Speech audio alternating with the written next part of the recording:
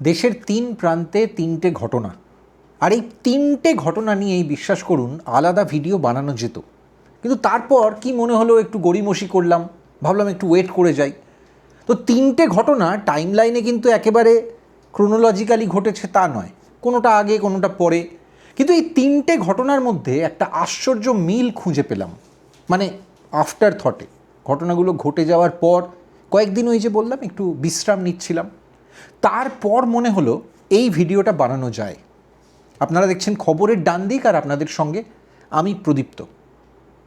অবশ্যই আমরা এই চ্যানেলে চেষ্টা করি এমন কিছু বিষয়, এমন কিছু টপিক নিয়ে আপনাদের ভাবাতে, এবং নিজেরাও ভাবি, যেটা হয়তো আপনারা কনভেনশনাল অন্য মিডিয়ায় বা টিভি ডিবেটে বা রোজকার যে আলোচনা তার মধ্যে খুঁজে পান না।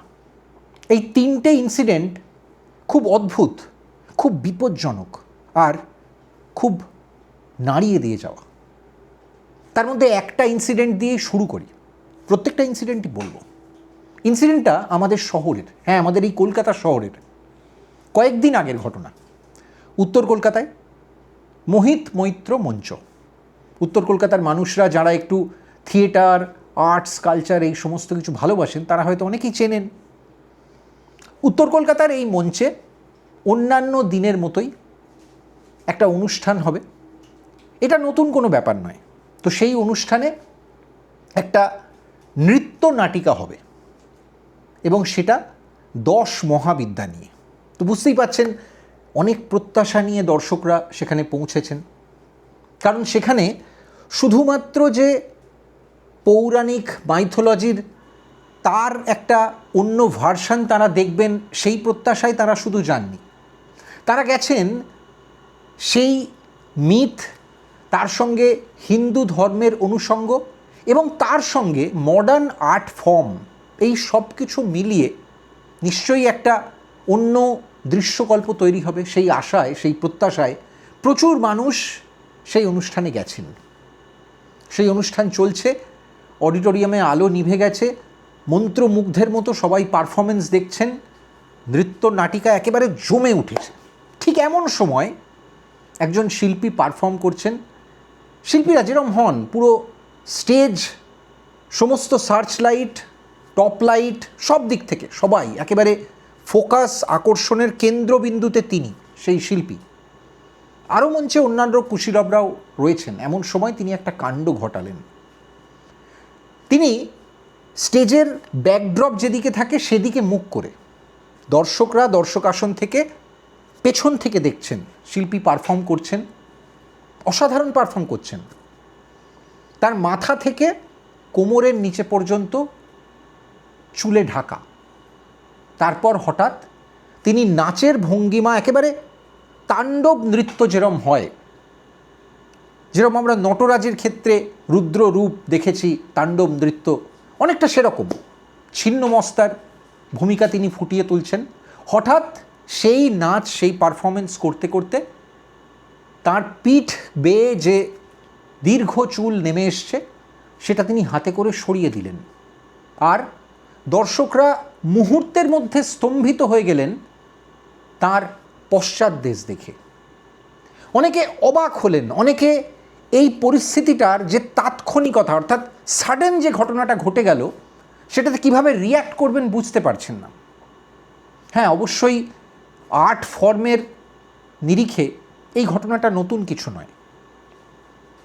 কমপ্লিট নুডিটি সেরকমও থিয়েটারে আর্ট ফর্ম হিসেবে এর আগে মানুষ দেখেছেন, কিন্তু একটা 10 মহাবিদ্যা বা এই জাতীয় অনুষঙ্গে একটা পারফরমেন্স দেখতে এসে কলকাতা শহরের মানুষ এই রকম কিছু দেখতে হবে সেটা বোধহয় প্রত্যাশা করেননি।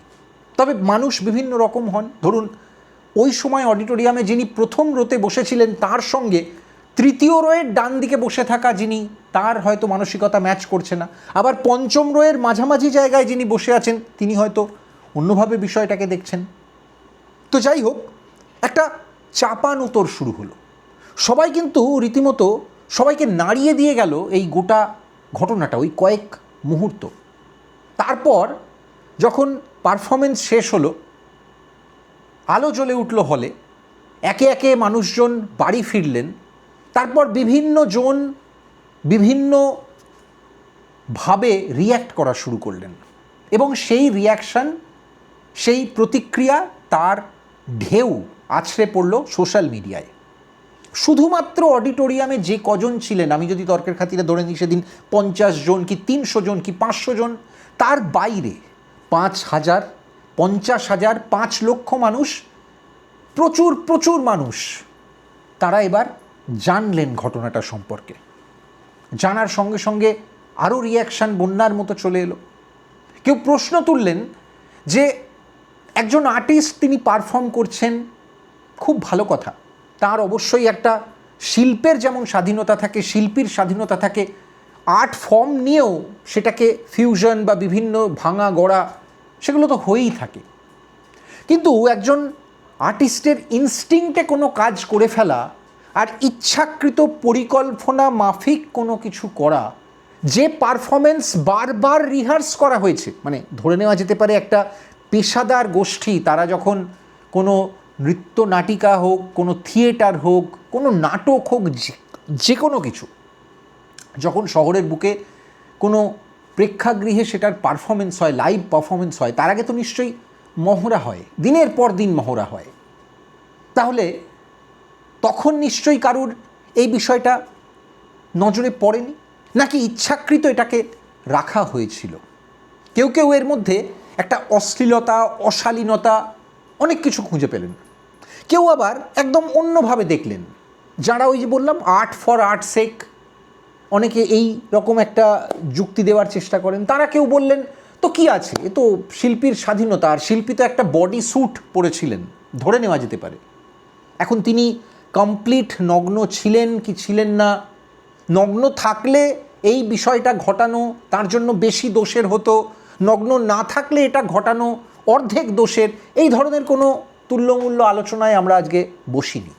আমি একটু অন্য রকমভাবে ভাবার জন্য এবং আপনাদের ভাবানোর জন্য এলাম এই ঘটনাটা নিয়ে।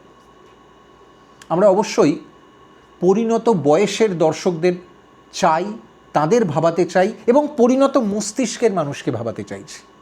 আচ্ছা, একটা প্রশ্ন কখনো ভেবে দেখেছেন যে এই ঘটনাগুলোর অনুষঙ্গ কেন বারবার উঠে আসে হিন্দু দেবদেবীদের নিয়ে? অনেকে হয়তো এই পর্যন্ত অনুষ্ঠানটা শুনেই ভাবলেন আবার সেই বিজেপি, সেই আরএসএস, সেই হিন্দুত্ববাদী লাইনে একটা আলোচনা আপনি নিয়ে যাচ্ছেন। না, লক্ষ্যটা কিন্তু সেটা নয়, বিশ্বাস করুন সেটা নয়। কিন্তু আমরা আমাদের শহরে, আমাদের ক্লোজ পেরিফেরিতে, আমাদের কাছের জায়গাগুলোতে যখনই বারবার এই শিল্পের স্বাধীনতা বা শিল্পীর স্বাধীনতাগুলো দেখতে পাই, তখনই বারবার ঘুরে ফিরে মাঝে মাঝে হিন্দু ধর্মের বিভিন্ন অনুষঙ্গ চলে আসে।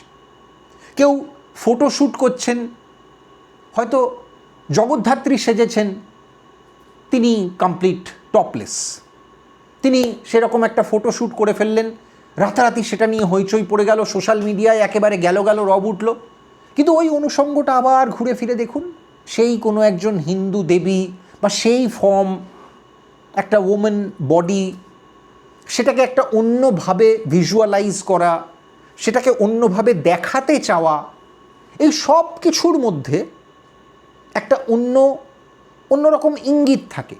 আর সেই ইঙ্গিতটা বিক্রি করার, সেই ইঙ্গিতটাকে যে মোড়কে বাঁধা হচ্ছে, সেই মোড়কটা খোঁজার ক্ষেত্রে সব থেকে সহজ যে অনুষঙ্গটা খুঁজে পাওয়া যায় সেটা হিন্দু ধর্ম। কোনো একজন দেবী, কোনো একজন পৌরাণিক চরিত্র, এই ধরনের কিছু। হয়তো এতে তাৎক্ষণিক একটা আলোচনার কেন্দ্রে থাকা যায়, হয়তো একটা তাৎক্ষণিক আলোড়ন তৈরি করা যায়, বিতর্ক তৈরি করা যায়। সেই বিতর্কটাই হয়তো যারা এগুলো ক্রিয়েট করেন তারা চান, তাদের হয়তো সেটা মাইলেজ দেয়। ওই যে মাইলেজ শব্দটা আছে খুব ভীষণভাবে। মার্কিন বিজ্ঞাপন জগতে একটা খুব চীনা প্রভার্ব ছিল, জানেন তো? একটা সময় বলা হতো অনলি সেক্স সেলস, যৌনতা বিক্রি হয়। যখন আর কিছু বিক্রি হচ্ছে না তখন যৌনতা বিক্রি হয়। একদম নিখাদ টাটকা যৌনতা, বারবার বিভিন্ন ফর্মে একই জিনিস ঘুরে ফিরে, কিন্তু অনুষঙ্গ একটু পাল্টে বিক্রি হয়। সেটা নিয়ে খুব মজার, এই আর্টের কথা বলছিলাম বলে আবার মনে পড়ে গেল আমার খুব প্রিয় ছবি তপন সিনহার, গল্প হলেও সত্যি।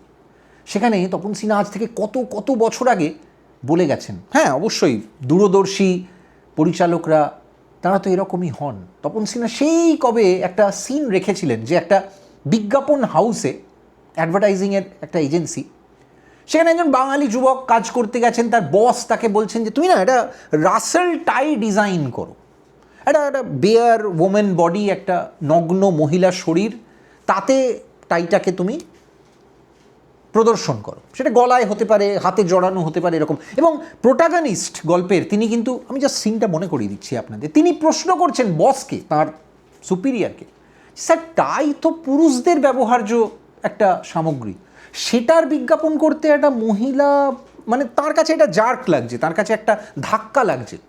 তো তখন সেই অত বছর আগে তপন সিনহা এই সিনটা কনসিভ করেছেন, তখন সেই বস বলছেন কর্মচারীকে, তোমার মতো লোক থাকলে আমায় আর ব্যবসা করে খেতে হবে না, মানে মার্কেটিং করে খেতে হবে না। ভাবুন, আজকে সেই ফর্মুলাকে, এখনও সেই একই ফর্মুলা চলছে, বিভিন্ন ফর্মে একটু টুকটাক চেঞ্জ করে, এবং তারই একটা অনুষঙ্গ আবার আমরা এই মোহিত মৈত্র মঞ্চে টালার খুব কাছাকাছি প্রেক্ষাগৃহে দেখলাম দিন কয়েক আগে। এর আরও অনুষঙ্গ আছে এই একই ইনসিডেন্টটার। কেউ কেউ এই প্রশ্ন তুললেন যে তিনি তো একজন মহিলা যিনি পারফর্ম করছিলেন, তাহলে তিনি কিভাবে এই জিনিসটা করতে পারলেন, অর্থাৎ ইচ্ছাকৃত হাতে করে পিঠের থেকে চুলটা তিনি সরিয়ে নিলেন শুধুমাত্র যেন এই রকম একটা মোটিভ থেকে যে তাকে পশ্চাৎদেশ দর্শককে দেখাতে হবে। এখন এই ঘটনাটা কোনো মহিলা ঘটালেন কি পুরুষ ঘটালেন কি অন্য কেউ ঘটালেন সেটা বড় কথা নয়। ওই আর্টিস্ট, ওই শিল্পী মহিলা নাও হতে পারেন না। কেউ কেউ বলছেন তিনি নাকি একজন রূপান্তরকামী। ইতিমধ্যে একটি কলকাতার চীনা পাবলিকেশন হাউস, তারা একজনের নাম দিয়ে, একজন ব্যক্তির নাম দিয়ে রীতিমতো লিখে দিল যে তিনি একজন রূপান্তরকামী, তিনি আর্টিস্ট হিসেবে ওই দিন পারফর্ম করেছিলেন এবং এই কাণ্ড ঘটিয়েছেন। আবার সোশ্যাল মিডিয়াতেই যখন সেই লেখা, সেই প্রচার, সেই সমস্ত কিছু নিয়ে একেবারে সমালোচনা, নিন্দা, গেল রব ঝড় উঠে গেল, তখন একজন যার নামে ওটা ছাপা হয়েছিল তিনি ক্ল্যারিফাই করলেন এসে যে না, আমি নয়, ওই শিল্পী সেদিন আমি ছিলাম না, তিনিও একজন আর্টিস্ট। কিন্তু তিনি লিখেছেন যে আমি ওই অনুষ্ঠানে আমন্ত্রণ পেয়েছিলাম, আমি সেখানে দর্শক আসনে বসে সেই পারফরমেন্সটা দেখেছি, কিন্তু ওই শিল্পী বা ওই কাজটি আমি করিনি। তো ভালো কথা, অবশ্যই যিনি এটা করেননি তিনি কেন অহেতুক এই বদনামের বা এই সমালোচনার ভাগী হবেন, খুব স্বাভাবিক। কিন্তু এখানে একটা অন্য প্রশ্নও আছে, জানেন তো, সেই প্রশ্নটা হচ্ছে, যদি ধরে নিই কোনো একজন মহিলা এই কাজটি করেননি, একটা মহিলা নগ্ন বা আপাত নগ্ন শরীরকে এত কুরুচিকরভাবে প্রদর্শন, ইচ্ছাকৃত কোনো একটা আর্ট ফর্মের দোহাই দিয়ে বা তার আড়াল নিয়ে সেটা একজন মহিলা করেননি, যদি এটা ধরেও নিই কয়েক মুহূর্তের জন্য, তাতেও কি ঘটনার অভিঘাত কমে যায়? যদি একজন রূপান্তরকামী এটা করে থাকেন, হ্যাঁ অবশ্যই এবার একটু স্পর্শকাতর ডোমেনে ঢুকছি, জানেন তো, আলোচনার এই জায়গায় আলোচনাটা শুনতে শুনতে হয়তো অনেকেরই আপনাদের মনে হতে পারে, আহা এই ধরনের এত ধরনের টাচি ইস্যুতে আলোচনা করার কি দরকার। কিন্তু খবরের ডান দিকে এই সমস্ত ডোমেনে ঢুকে পড়ে, সেই ঢুকে পড়াটাই তো আমাদের কাজ। যদি এটা একজন রূপান্তরকামীও হয়ে থাকেন, তাহলে কি এই অশ্লীলতা, এই অসভ্যতা, এই নগ্নতার দায় বিন্দুমাত্র কমে যায়? আমরা আজকাল শহরের বুকে বিভিন্ন ক্ষেত্রে কোনো আর্ট ফর্ম, কোনো পারফরমেন্স, কোনো প্রতিবাদ, কোনো প্রতিরোধ, কোনো রাজনৈতিক অনুষঙ্গ, বিভিন্ন ক্ষেত্রে দেখি আজকাল রূপান্তরকামীদের একটা উপস্থিতি খুব চোখে পড়ার মতো হয়। হ্যাঁ অবশ্যই পুরুষরা থাকেন, মহিলারা থাকেন, সেখানে তৃতীয় লিঙ্গের মানুষও তো থাকবেন, খুব স্বাভাবিক, সেটা তাদের খুব স্বাভাবিক উপস্থিতি। কিন্তু সমস্যাটা অন্য জায়গায় দাঁড়ায়, জানেন তো।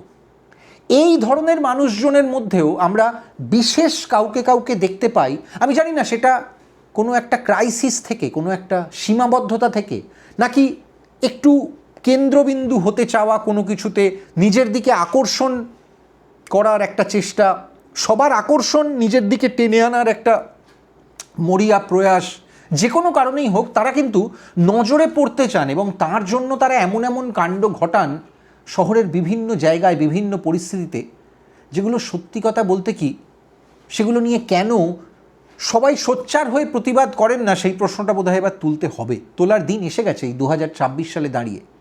হয়তো এতদিন পর্যন্ত বিভিন্ন ক্ষেত্রে আইনি অনুষঙ্গের জন্য অনেকে হয়তো বলতেন আহা এই বিষয়টার মধ্যে না ঢোকাই ভালো, কিন্তু এখন সেই অপ্রীতিকর প্রশ্নটা তুলতে হচ্ছে। তৃতীয় লিঙ্গের কোনো মানুষও যদি এই ধরনের অশ্লীলতা রাস্তায় পথে ঘাটে ইচ্ছাকৃত করতে শুরু করেন বা আপনার চোখের সামনে করেন, তাহলে কি আপনি প্রতিবাদ করবেন না? একজন পুরুষ বা একজন মহিলা করলে প্রতিবাদ করার ক্ষেত্রে হয়তো আপনাকে দ্বিতীয়বার ভাবতে হয় না, কিন্তু বুকে হাত রেখে বলুন তো, একজন তৃতীয় লিঙ্গের মানুষ বা একজন রূপান্তরকামী মানুষের নাম শুনলেই এই প্রতিবাদ করার জায়গাটা একটু নড়বড়ে হয়ে যায়, একটু পিছিয়ে আসেন এক স্টেপ। ভাবুন, তারপর এই ঘটনার যে তৃতীয় অনুষঙ্গটা সেটা কিন্তু নিছক নিখাদ রাজনৈতিক অনুষঙ্গ। কেন সেটাও বলবো, তার আগে দ্বিতীয় ইনসিডেন্টটাই যাই। এই ইনসিডেন্টটাও আমাদের দেশের, তবে এটা কলকাতার শহরের নয়, মাত্র কয়েকদিন আগের ঘটনা, যখন নিট এবং ছাত্র বিক্ষোভের নামে যন্তর মন্তর একেবারে উত্তাল ছিল, গোটা দেশের রাজনীতি সব কিছুতে আলোচনার কেন্দ্রবিন্দুতে ছিল একটা প্রতিবাদ, একটা প্রতিরোধ।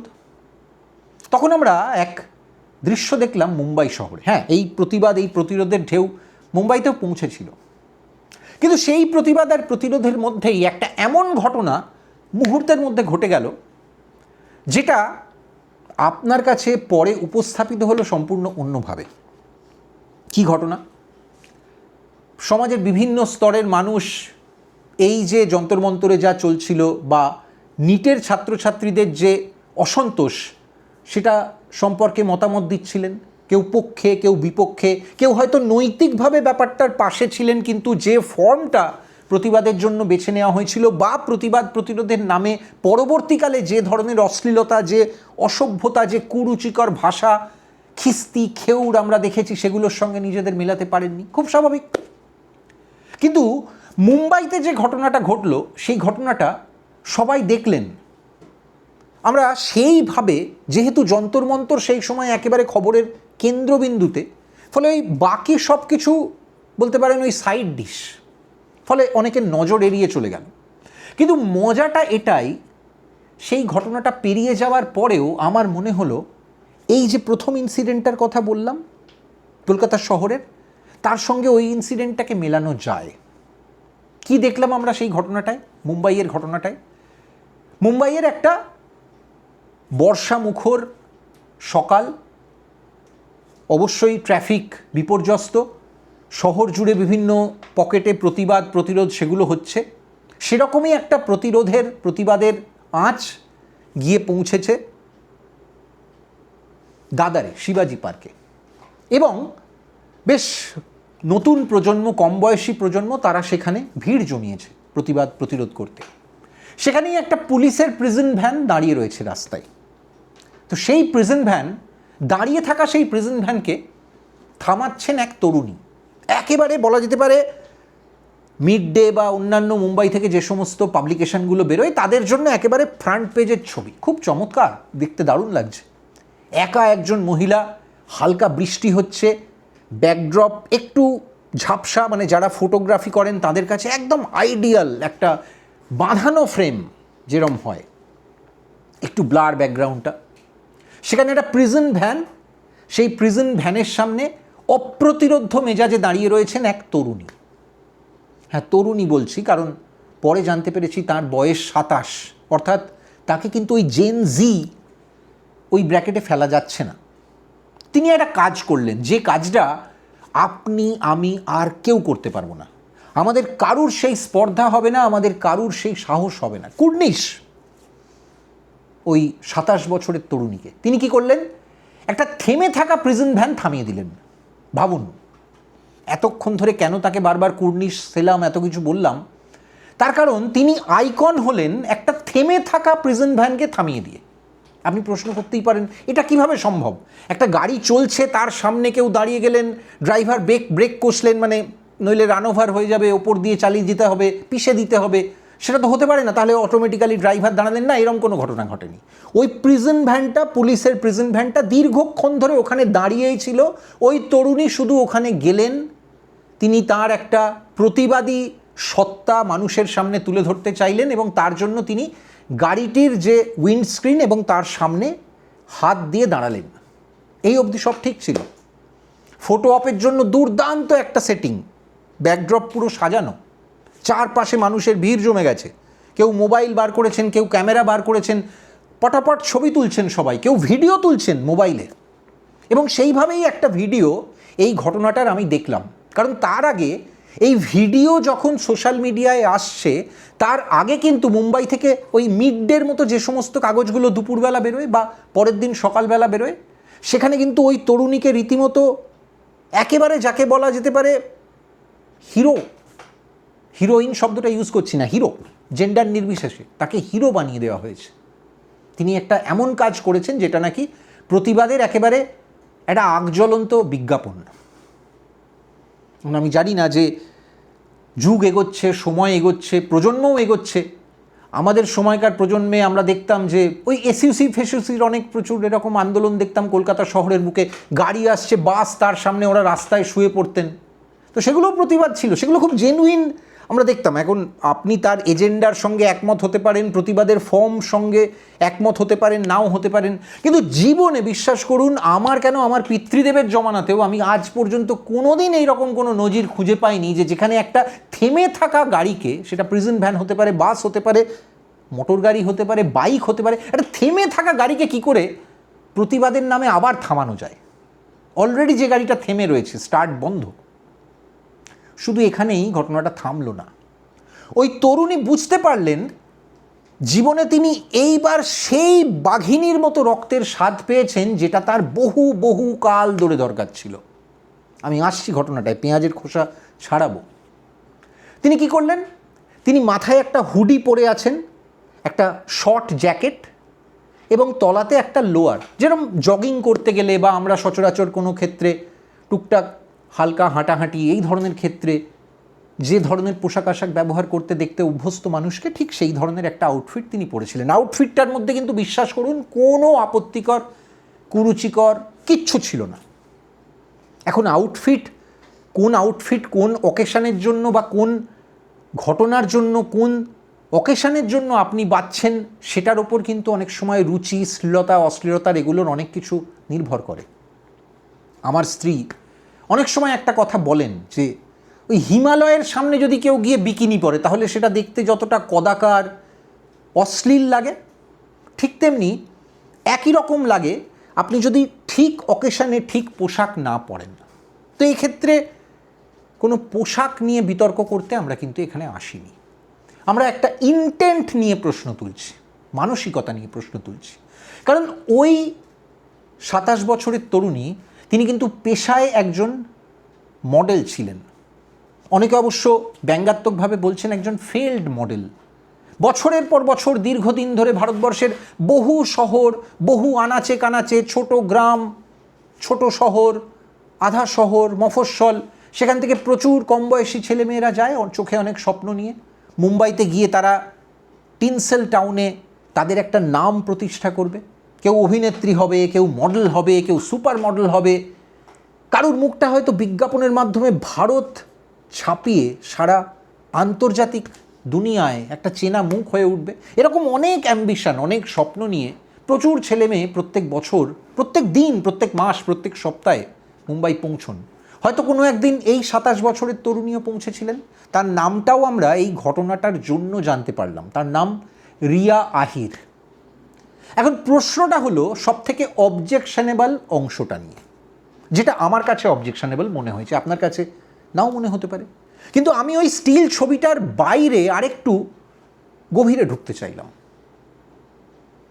এই গভীরে ঢুকতে গিয়ে ওই একই ঘটনাটার, ওই ইনসিডেন্টটার কোনো মানুষের মোবাইলে তোরা একটা আনকাট ভিডিও দেখলাম, লম্বা ফরম্যাটে শ্যুট করা।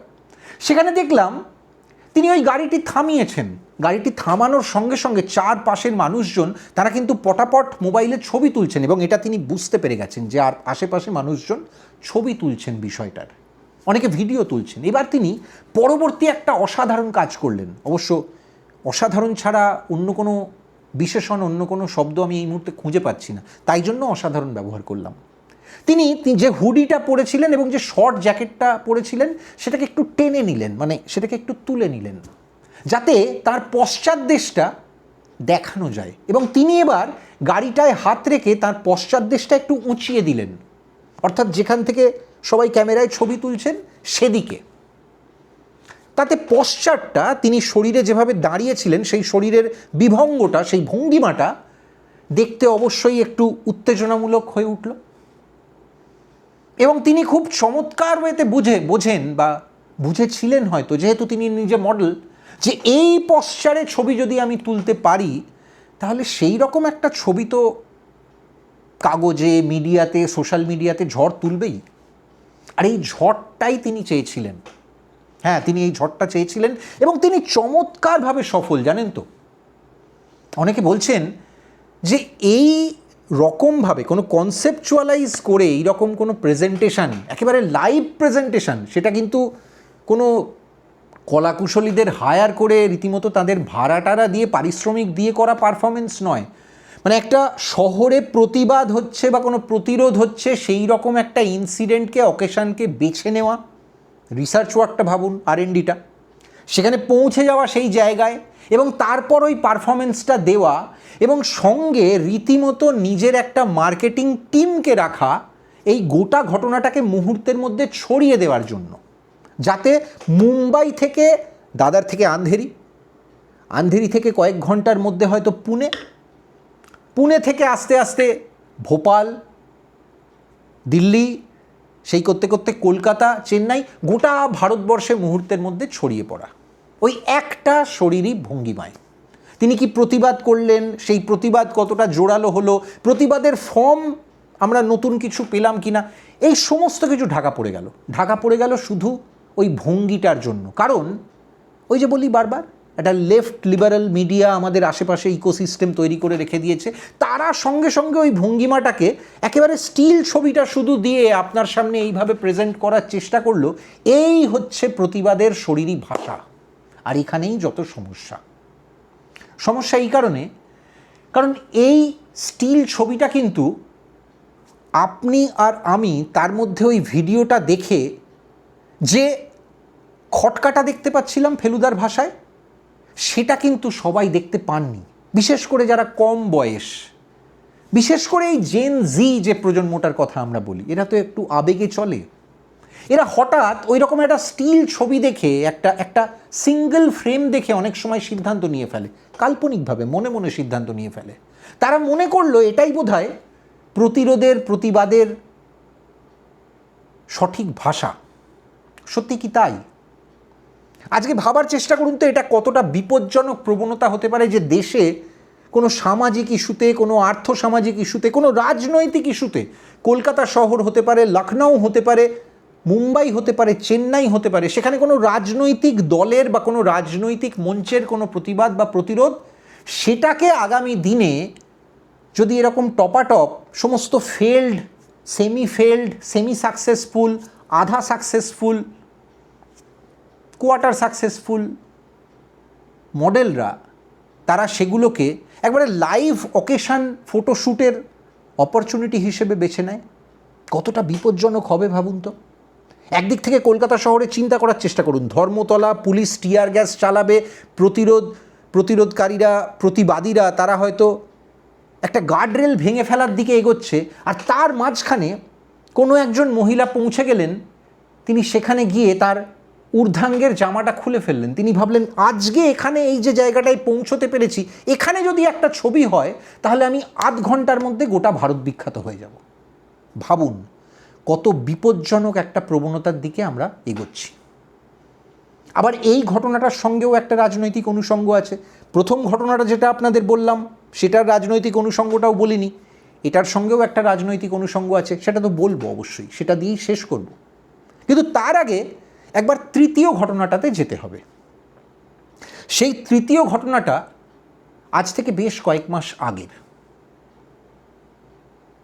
আমি জানি না এক্স্যাক্টলি কোন জায়গায়, আমার জায়গাটার নাম এই মুহূর্তে মনে নেই, হয়তো হিমাচল প্রদেশ হতে পারে, নর্থ ইস্ট সম্ভবত নয়, উত্তরাখণ্ড হলেও হতে পারে, বা লাদাখ, আমি জানি না, আমি ভুলও হতে পারি, ফলে আমি জায়গাটার নাম এই মুহূর্তে বলছি না।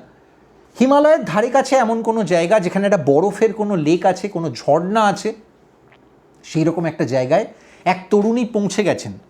তিনি একটা ওভারসাইজড কোট বা এরকম কিছু পরেছেন। সেই তরুণী সেখানে গিয়ে ঝর্ণার সামনে দাঁড়ালেন।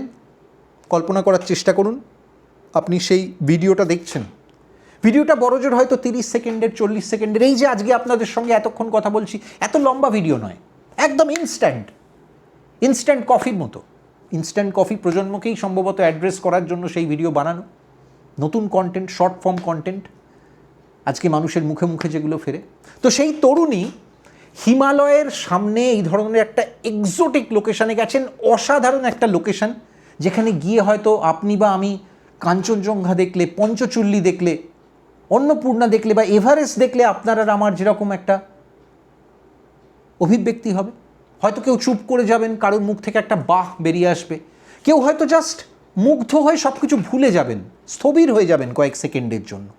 সেই তরুণী কিন্তু এরকম কিছু করেননি। তিনি সামনে একটা এই রকম জলপ্রপাতের সামনে দাঁড়ালেন, তারপর তিনি তার ঊর্ধ্বাঙ্গের যে বস্ত্রটি ছিল সেটি খুলে ফেললেন। তিনি টপলেস হয়ে দুহাত ছড়িয়ে দিলেন এবং সেখানে ওই শর্ট ফর্ম যে ভিডিওটি সেটি থামল। এই বিষয়টার মধ্যে আমি রাজনৈতিক অনুষঙ্গ খুঁজছি না, কিন্তু ভাবার চেষ্টা করছি একটা বিপজ্জনক প্রবণতার জন্ম হওয়া নিয়ে। ভাবুন, আজকে আমরা বারবার কমপ্লেন করি, সোশ্যাল মিডিয়া যখনই আমরা খুলি, আমরা চাই বা না চাই, অনিচ্ছাকৃতভাবে বা ইচ্ছাকৃতভাবে হয়তো আমাদের টাইমলাইনে, আমাদের ফিডে সবসময় এই ধরনের বিভিন্ন সেক্সুয়ালি এক্সপ্লিসিট এই ধরনের বিভিন্ন কন্টেন্ট ঠাড়ে ঠোড়ে চলে আসে। কিভাবে আসে, কিভাবে সেগুলোর অনুপ্রবেশ ঘটে? আজকে কোনো ক্রিয়েটার, যারা নিজেদের কন্টেন্ট ক্রিয়েটার বলে দাবি করেন, তারাই তো এগুলো তৈরি করেন। হিমালয় কি সেই লিস্টে লাস্ট থিং নয় যার সামনে গিয়ে আপনার এই রকম কোনো ইচ্ছে জেগে উঠবে?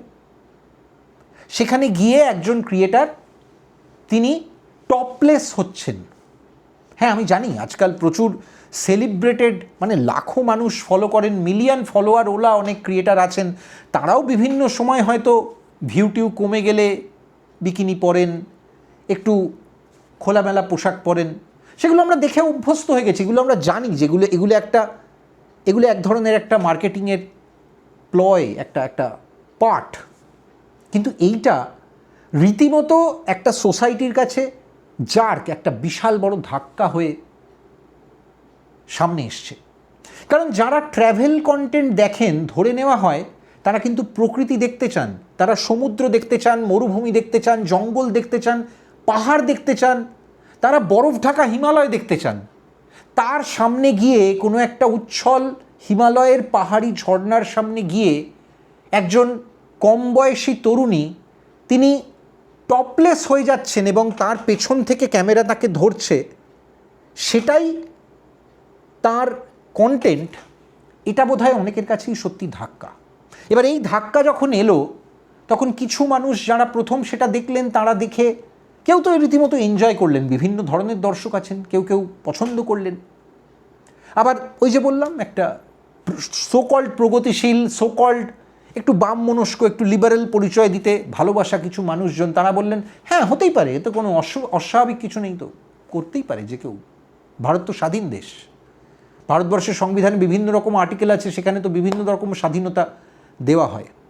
কিন্তু এর একটা উল্টো দিকও আছে, জানেন তো। ওই অঞ্চলের স্থানীয় মানুষজন অনেকেই কিন্তু, আমি যতদূর জানি, এই ঘটনাটা নিয়ে আপত্তি তুলেছিলেন এবং তাদের আপত্তির জন্যই সম্ভবত এই মহিলার এগেনস্টে কোনো এফআইআর করতে শেষ পর্যন্ত ওখানকার পুলিশ বাধ্য হয়েছিল। কারণ সোশ্যাল মিডিয়ায় এই ভিডিও ঘুরতে ঘুরতে এই রিল বা এই শর্ট ঘুরতে এমন একটা জায়গায় পৌঁছলো যখন কিন্তু অনেক মানুষ এটা সম্পর্কে জানলেন এবং তখন আরও রেভেলেশন হলো। তখন জানা গেল যে এই মহিলা এরম কাণ্ড কিন্তু একবার ঘটাননি, তার কাছে মিডিয়া পৌঁছলো এবং তিনি মিডিয়ার সামনে একটা স্বীকারোক্তি দিলেন, সেটা আরও বেশি আশ্চর্যের। তিনি বললেন যে এইবার এই ঘটনাটা ঘটিয়ে তিনি সবাইকার নজরে পড়লেন, সবাই কেন এত গেল গেল রব তুলছেন, এত সমালোচনা করছেন তিনি বুঝতে পারছেন না, কারণ এইরকম ঘটনা তিনি আগে অনেকবার ঘটিয়েছেন। অর্থাৎ এর আগে বহু ঝর্ণা, বহু সমুদ্র বা বহু এরকম প্রাকৃতিক কোনো স্পেকটাকেল দেখতে গিয়ে তিনি এইভাবেই টপলেস হয়েছেন এবং তিনি এইভাবেই এটাকেই নিজের কন্টেন্ট মনে করেন। ভাবুন, আর সেই কন্টেন্টেরও দর্শক আছে। হ্যাঁ, দর্শক আছে অবশ্যই। মোহিত মৈত্র মঞ্চে যারা সেদিন ছিলেন তারাও দর্শক, শিবাজি পার্কে যারা সেদিন রিয়া আহিরের এই আশ্চর্য পারফরমেন্স দেখছিলেন তারাও দর্শক। আর ওই দিন যেদিন ওই তরুণী হিমালয়ের সামনে, ঝর্ণার সামনে টপলেস হয়েছিলেন, আমি ধরে নিচ্ছি সেই ট্যুরিস্ট স্পটেও বাকি যারা ছিলেন তারা সবাই দর্শক। ঠিক যেমন এই মুহূর্তে আমি কথা বলছি আর আপনি দর্শক, আমরা সবাই দর্শক, জানেন তো। আর আমরা সবাই এই দর্শক কোকুনটার মধ্যে আছি বলে আমরা এর থেকে এক ধাপ পেরিয়ে আরেকটু প্রতিবাদ করছি না বা এগুলোকে কাউন্টার করছি না বলেই হয়তো আমরা শুধু দর্শকই থেকে যাচ্ছি। কিন্তু আপনাকে এবার স্টেপ আউট করতে হবে। এই তিনটে ইনসিডেন্ট বলার সময় প্রথম দুটো ইনসিডেন্টের ক্ষেত্রে আমি বারবার বলেছিলাম রাজনৈতিক অনুষঙ্গ আছে। হ্যাঁ, রাজনৈতিক অনুষঙ্গ আছে, জানেন তো। রাজনৈতিক অনুষঙ্গ আছে প্রথম ইনসিডেন্টটার ক্ষেত্রে খুব জোর গলায় বলতে পারছি এই কারণে, কারণ দ্বিতীয় ইনসিডেন্টটা আমাকে সেটা ভাবাতে বাধ্য করেছে। কারণ এই রিয়া আহিরকে মঞ্চ দিয়েছেন লেফট লিবারালরা, মঞ্চ দিয়েছেন রাহুল গান্ধী, মঞ্চ দিয়েছেন রাজ ঠাকরে। এরা প্রত্যেকে কেউ কিন্তু টম, ডিক অ্যান্ড হ্যারি নন। এরা রীতিমতো ভারতবর্ষের রাজনীতির সেই অংশটা যারা এই রিয়া আহিরদের ভ্যালিডেশন দিচ্ছেন, জাস্টিফাই করছেন। ভাবুন কতটা বিপজ্জনক জায়গায় আমরা দাঁড়াচ্ছি।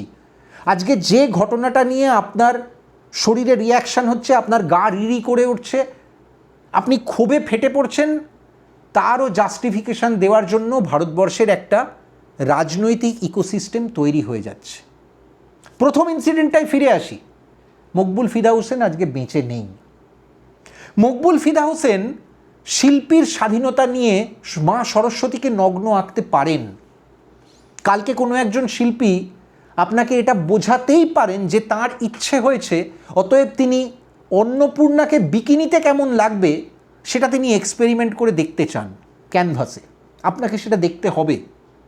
আজকে কোনো একজন শিল্পী তিনি কোনো একটা শহরের প্রেক্ষাগৃহে আলো নিভে যাওয়ার পর নাচতে নাচতে কোমর পর্যন্ত যে চুল সেটাকে ইচ্ছে করে হাতে সরিয়ে দেবেন শুধু তার পশ্চাৎদেশটা দেখানোর জন্য। হ্যাঁ, ভারতবর্ষে আমরা এমন একটা প্রগতিশীলতার দিকে এগোচ্ছি, এমন একটা সোসাইটির দিকে এগোচ্ছি, এমন একটা সোশ্যাল মিডিয়ার ইকোসিস্টেম আমরা তৈরি করতে পেরেছি যেখানে সেক্স সেল হয় পুরো ফর্মে, আনকাট র সেল না হলেও পশ্চাৎদেশ সেল হয় বলেই তো এত রিল, এত শর্টস। আর সেই সেল হওয়াটা কারণে বা না কারণে, চান বা না চান, তার কিন্তু উপভোক্তা, তার কিন্তু কনজিউমার, আপনাকেও বানানোর চেষ্টা চলছে। এখন আপনি কি করবেন সেটা আপনার উপর। আজ এই পর্যন্তই। মনে হলো এই আলোচনাটা আমাদের সবার জন্য খুব দরকার। আপনি, আমি, আমার সমবয়সীদের, আমাদের থেকে অনুজদের, অগ্রজদের সবাইকার জানা জরুরি। এখন এই ভিডিওটা থাম্বনেলে আপনার সামনে এলে আপনি মনে করতেই পারেন যে আপনার থেকে অনুজদের আপনি এই বিষয়টা থেকে দূরে রাখবেন, সেটা অবশ্যই আপনার চয়েস। কিন্তু তাতে এই রিয়া আহিরদের থামানো যাবে না। আর সতর্ক থাকুন, আপনার বাড়ির সন্তান যদি ভুলবশত এই রিয়া আহিরদের আইডল বা আইকন বানাতে শুরু করে তাহলে কিন্তু পরিণাম আরও বিপজ্জনক হবে। ভাবুন। আজ এই পর্যন্তই। আমি প্রদীপ্ত আবার ফিরে আসব এই ধরনের কোনো ছক ভাঙা ব্যতিক্রমী টপিক নিয়ে। আবার দেখা হবে। শুভরাত্রি।